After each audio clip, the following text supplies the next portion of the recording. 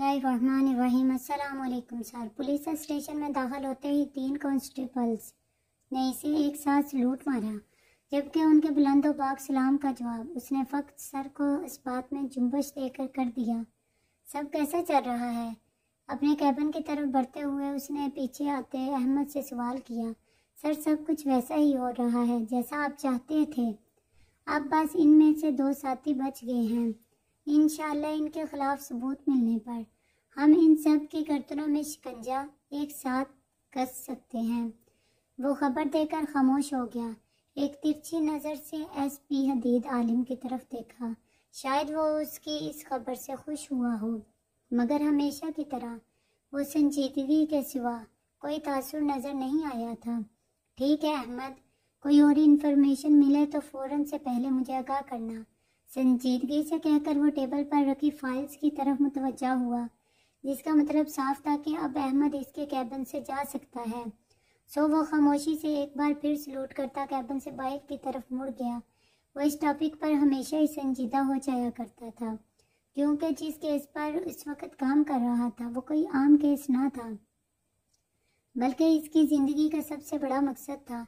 इससे पहले कि सोचो का बवर एक बार फिर आज से 4 साल पीछे का सफ़र तय करता, मोबाइल की रिंगटोन ने इसकी तवज्जो अपनी जानिब मबजूल करवाई। स्क्रीन पर नायला कॉलिंग देखकर वह एक सर्द सांस खारिज करता कॉल उठा के टेबल पर पेपर वेट घुमाने लगा।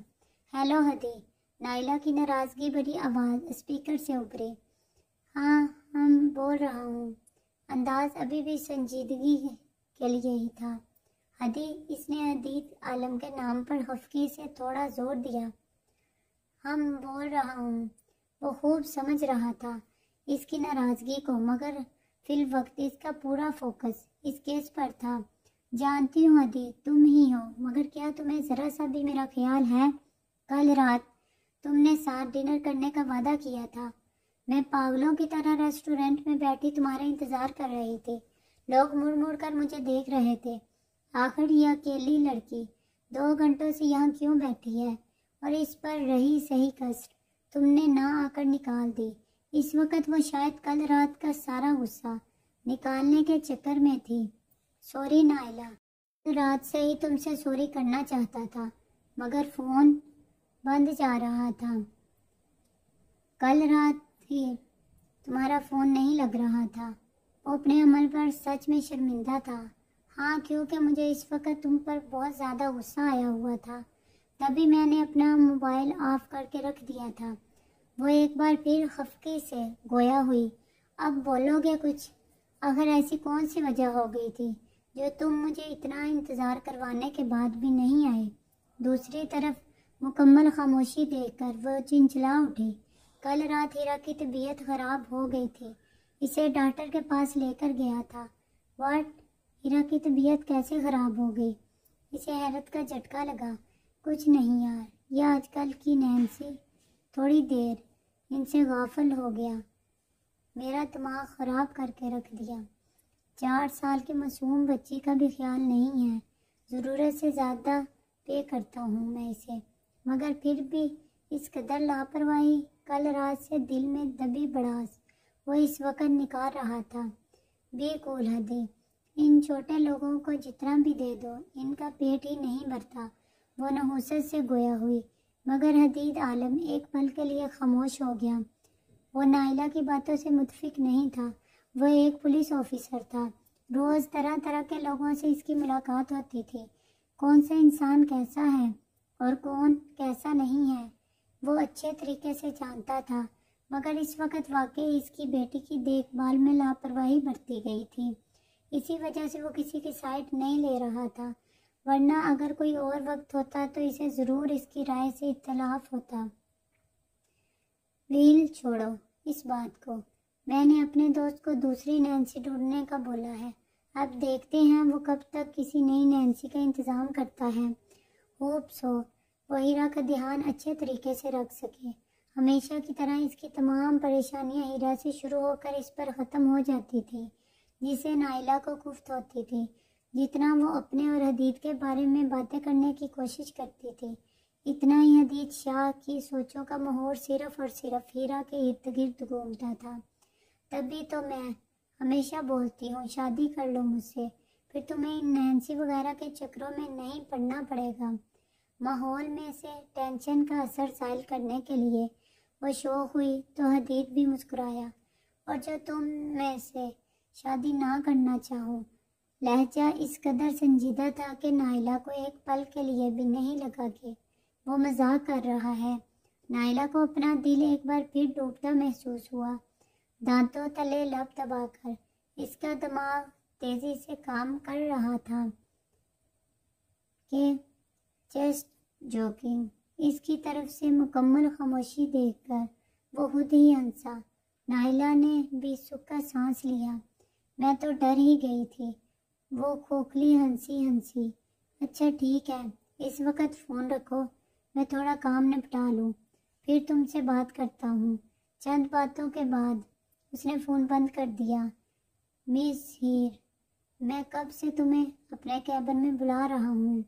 ڈرتے ڈرتے جیسے ہی اس نے آفس کا دروازہ کھولا، سامنے بیٹھا 30-35 سالہ ولید اس پر چلایا، ساتھ ساتھ اس کی جیب میں جیسی نظریں ہیر کے نازک سے سراپے کے آر پار ہو رہی تھی۔ سوری سر، مگر میں تھوڑا کام میں بیزی تھی۔ وہ نظریں نیچے کیے بار بار اپنے آپ کو چادر جیسے دوپٹے سے گوڑ کر رہی تھی۔ اگر اس کی مجبوری نہ ہوتی تو شاید وہ اس جگہ سے گزرنا بھی پسند نہ کرتی۔ مس ہیر، یہ آفس میرا ہے، میں یہاں کا باس ہوں، میرے حکم سے زیادہ اہم کوئی کام نہیں ہونا چاہیے۔ وہ اپنی چیئر چھوڑ کر آہستہ آہستہ اس کے قریب آیا، ایک نظر دوبارہ سرتاپا اس کا جائزہ لیا۔ اسکائی بلو کلر کے سادہ شلوار سوٹ میں چادر جیسا دوپٹہ اپنے ارد گرد لپیٹے، شاید وہ اپنے قائل کر دینے والے نازک سراپے کو چھپانے کی کوشش میں لگی تھی۔ جھیل جیسی بڑی بڑی شربتی آنکھیں، ستوا نازک جنگروں کے متعدد گلابی ہونٹ، خامدار تھوڑی حد درجہ دودھ جیسی سفید رنگت جو شاید ہاتھ لگانے سے بھی میلی ہو جائے۔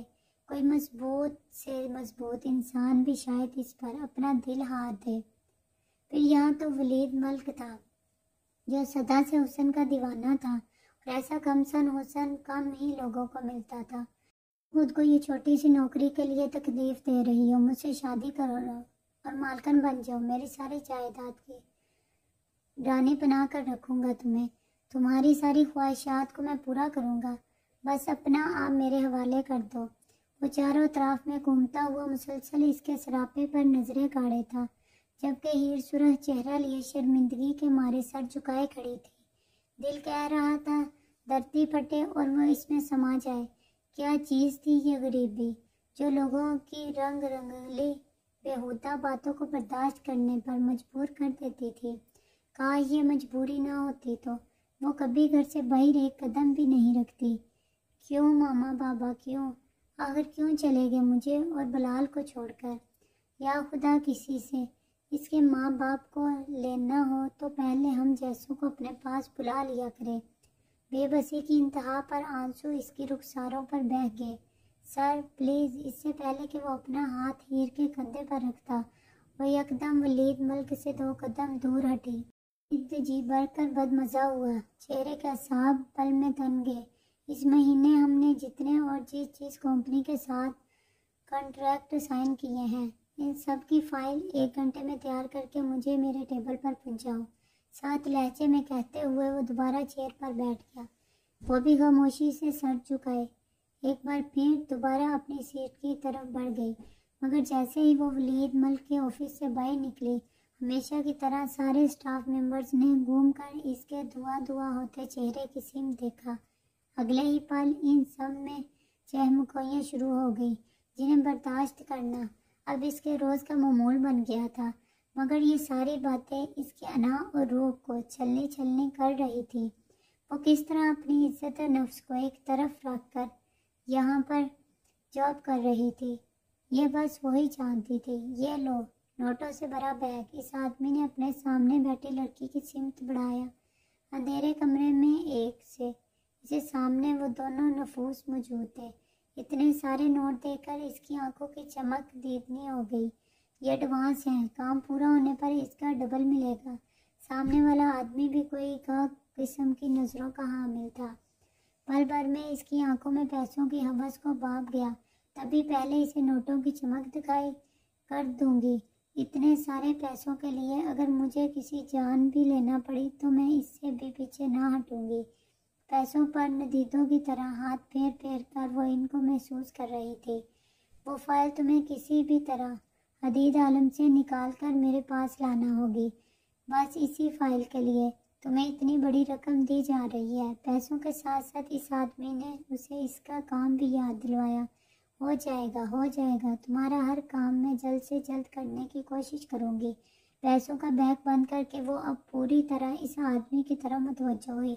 بھروسہ جیتو اس حدید عالم کا، اس کے گھر میں گھس جاؤ، وہی ملے گی تمہیں یہ فائل۔ وہ اسے سمجھا رہا تھا، وہ پوری توجہ اس کی باتیں سن رہی تھی۔ مجھے میرا کام اسی مہینے کروانا ہے۔ کمرے میں ایک بار پھر اس آدمی کی آواز گونجی، ہو جائے گا۔ پیسوں کا بیگ اٹھا کر وہ اپنے ہائی ہیل پر کھڑی ہوئی، نازک انگلیوں کے درمیان پھنسا سگریٹ گلابی لبوں سے لگایا ہوئے کا مرغولا فضا میں چھوڑ وہ باہر کی سمت بڑھ گئی۔ اتنے میں ہی پاپا آ گئے۔ عید عالم کے گھر داخل ہوتے ہی 4 سالہ ہیرا بھاگتی ہوئی آ کر اس کی ٹانگوں سے چمٹ گئی۔ ہائے میرا بچہ، کیسے پتہ چلتا ہے پاپا آ گئے؟ نیچے جھک کر ہیرا کو گود میں اٹھا کر اس کے نرم و ملائم گالوں کو چوما۔ آپ کی پولیس جیب کی لال بتیاں وہ کرتی ہیں تو مجھے جڑ سے پتہ چل جاتا ہے آپ آ گئے۔ ہم تو سمجھدار ہوتی جا رہی ہے میری کیوٹ سی بچی۔ حدید عالم نے ایک بار پھر اس کے گال چومے۔ اب کیسا فیل کر رہی ہے میری گڑیا؟ اس کے ماتھے پر ہاتھ رکھ کر حدید عالم نے اس کے جسم سے کوئی حرارت محسوس کرنا چاہیے مگر نارمل ٹمپریچر محسوس کر کر وہ پرسکون ہوا۔ میں بالکل فائن ہوں پاپا۔ وہ چھوٹی چھوٹی باہوں کو اس کے گلے میں ڈال کر چہکی۔ ویری گڈ میرا بڑو بچہ، ایسے ہی بہادری سے ہر بیماری سے لڑا جاتا ہے۔ یس پاپا۔ اور تبھی میں نے ایک دن میں بخار ہی بھگا دیا۔ چھوٹے چھوٹے ہاتھوں سے تالیاں بجا کر اپنی خوشی کا اظہار کرنے لگی۔ اسے اپنے سینے سے لگا کر اس نے ایک نظر ایک طرف کھڑی نینسی کی طرف دیکھا۔ ان کے خود کے بھی 2 بچے تھے، شاید تبھی وہ ہیرا کی دیکھ بھال میں لاپرواہی برت دیتی تھی، مگر اب وہ کسی اور کو ڈھونڈ رہا تھا جو پوری طرح سے ہیرا کی دیکھ بھال کر سکے۔ ایک پل کے لیے اسے نائلہ کی بات درست لگنے لگی۔ اگر وہ اس سے شادی کر لیتا ہے تو ہیرا کو ایک ماں مل جائے گی جو پوری طرح سے اس کی دیکھ بھال کر سکے۔ مگر اس سب میں پرابلم صرف اس کیس کی تھی۔ وہ اس وقت سارا فوکس اس کیس پر رکھنا چاہتا تھا، مگر اس وقت وہ کوئی شادی جمیلہ پالنا نہیں چاہتا تھا۔ تو کوئی شک نہیں کہ اس کے دشمنوں کو اس کی کمزوریوں پر وار کرنے کا موقع مل جائے گا، اور ہو سکتا ہے اس کے 3 سالوں کی محنت پر بھی پانی پھر جائے۔ ٹھنڈی سانس لے کر ہیرا کو اپنے سینے سے لگائے اس نے اپنے کمرے کی جانب قدم بڑھائے۔ اتنے میں ہی اس نے جب آگے بڑھا، وائبریٹ کرتا موبائل اس چھوٹے سے خالی گھر میں اتنی رات کو ایک عجیب خوفناک سما باندھ رہا تھا۔ گہری نیند میں عجیب و غریب آوازیں سن کر وہ بری طرح چونکی۔ تکیے کے نیچے رکھا چھوٹا سا موبائل نکال کر مندی آنکھوں سے اسکرین پر دیکھا۔ پولیس سر کالنگ دیکھ کر اس کے ہاتھ کپ کپائے۔ بھلا اتنی رات کو وہ اسے کیوں فون کر رہے تھے؟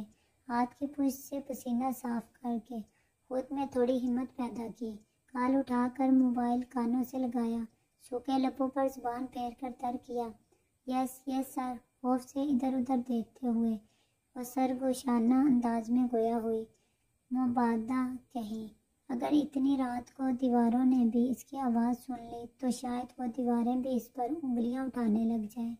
کیسی ہو مسیر؟ ولید ملک کی نشے میں ڈوبی آواز ابھری۔ میں ٹھیک ہوں سر۔ کہ کوئی کام تھا؟ وہ ایک بار پھر ہکلائی۔ کیسے سو جاتی ہو تم اتنے آرام سے، جبکہ تمہارا حسن مجھے راتوں کو بھی نہیں سونے دیتا؟ وہ ایک بار پھر خمار آلود لہجے میں، آپ ایسا کیوں بول رہے ہیں سر؟ میں آپ کے بارے میں ایسا کچھ نہیں سوچتی۔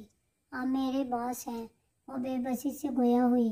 تو ولید ملک نے جتنی پی تھی ساری اڑن چھو ہوتی محسوس ہوئی، حلق میں کرواہٹ کھلتی محسوس ہوئی۔ آخر کیوں اس لڑکی کو پانا اس کے لیے اتنا مشکل ہو رہا ہے؟ وہ اس کے جذبات سمجھتی نہیں تھی یا پھر سمجھنا نہیں چاہتی تھی۔ وہ ولید ملک تھا، لڑکیاں مرتی تھیں اس پر اور اس کے پیسوں پر۔ کتنی ہی لڑکیوں کو وہ اپنے پیسوں کے دم پر اپنے بیڈ روم تک لا چکا تھا، مگر ہیر وہ پہلی لڑکی تھی جس کے ساتھ وہ اپنی زندگی گزارنا چاہتا تھا، اسے اپنی بیوی بنانا چاہتا تھا۔ کئی بار باتوں ہی باتوں میں اسے یہ بات جتا بھی چکا تھا، مگر وہ نہ جانے کس مٹی سے بنی تھی جو ولید ملک کی بات اس کی سمجھ میں نہیں آ رہی تھی۔ مگر اب اس نے سوچ لیا تھا اگر اسے ولید ملک کی کوئی بات سمجھ نہیں آ رہی تو اب ولید ملک اپنے طریقے سے اسے اپنے جذباتوں سے آگاہ کرے گا، پھر اس کے لیے چاہے اسے کچھ بھی کرنا پڑے۔ مگر ہیر کو حاصل کرنا اب اس کی ضد بن گئی تھی اور اپنی ضد کی خاطر وہ کچھ بھی کر سکتا تھا، کسی بھی حد تک جا سکتا تھا۔ کچھ پل خاموشی اختیار کر اس نے اپنے دماغ میں پلان بنایا جسے انجام وہ کل ہی کی تاریخ میں دینا چاہتا تھا۔ مس ہیر، کل شام 4 بجے ہمیں ایک بہت ضروری میٹنگ کے لیے جانا ہے اور آپ کو میرے ساتھ جانا ہے۔ 4 بجے سر؟ مگر 5 بجے تو تمام اسٹاف کی چھٹی ہو جاتی ہے۔ اس کا ننھا سا دل کسی انہونی کے لیے اسے خبردار کر رہا تھا۔ یس مس ہیر، میں اچھے طریقے سے جانتا ہوں کہ 5 بجے تمام اسٹاف کی چھٹی ہو جاتی ہے، تبھی میں نے آپ کی 4 بجے کا وقت دیا ہے۔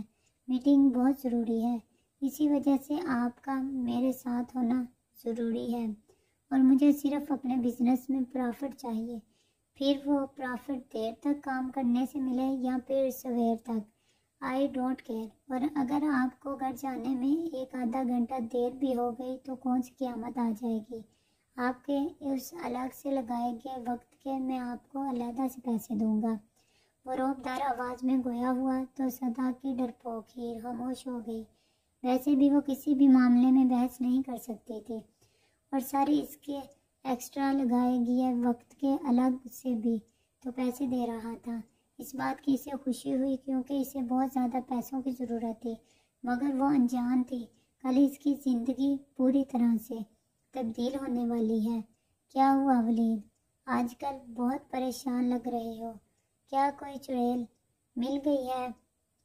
فرح نے اس کے قریب آ کر حرام محلول کا گلاس اس کی طرف بڑھایا جسے وہ ایک ہی گھونٹ میں پھٹک گیا۔ تمہیں اس سے مطلب نہیں ہونا چاہیے، جس کام کے لیے یہاں آئی ہو وہ پورا کرو۔